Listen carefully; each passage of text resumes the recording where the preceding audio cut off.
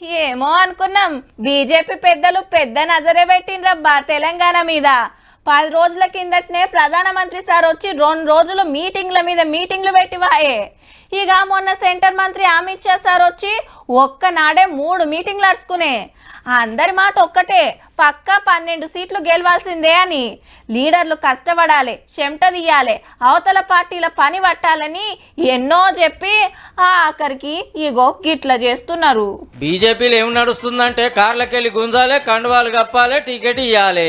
15 టికెట్లు వస్తాను 6 కొత్తోళ్లే. మరి ఆదిలాబాద్ సిట్టింగ్ ఎంపీ బాబురావు గారిని పక్కకు నూకి నగేష్కు టికెట్ ఇచ్చింది హైకమాండ్. అప్పట్లో హుజూర్ నగర్ లో బీజేపీ కార్యకర్తల మీద కేసులు పెట్టిన బీఆర్ఎస్ పాత ఎమ్మెల్యే సైదిరెడ్డి గారు ఇట్లా పార్టీలకు రాగానే అట్లా నల్గొండ టికెట్ వచ్చింది. పాత ఎంపీ సీతారాం నాయక్ సార్ ను పార్టీలకు తెచ్చి మైబాద్ కెళ్లి నిలబెడుతుర్రు. కాంగ్రెస్ లీడర్ గోమాస సీనన్న మెడల కండువా కప్పి పెద్దపల్లి టికెట్ చేతిలో పెట్టిండ్రు. BRS MP BB Patil sir కమలం కండువా కప్పుకోగానే జహీరాబాద్ టికెట్ వచ్చే. Nagar Kurnool MP Ramul sir car దిగి ఇళ్లకు రాగానే కొడుకు టికెట్ ఓకే అయింది. వరంగల్ టికెట్ సుతా బీఆర్ఎస్ పాత ఎమ్మెల్యే ఆరూరు రమేష్ అన్న ఖాయమైతే కారోళ్ళొచ్చి గుంజుకపోయినందుకు పెండింగ్ పడ్డది.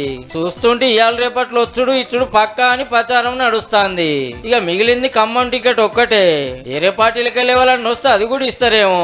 తెలంగాణలో 12 సీట్లు గెలుస్తానికి పార్టీ పెద్దలు గింత కష్టపడుతుంటే ఫస్ట్ కెళ్లి జెండాలు మోసి ఖర్చులు పెట్టుకున్న మా సంగతి ఏందని కడుమోళ్ళు కళ్ళ నీళ్లు తీసుడు ఒక్కటే తక్కువ.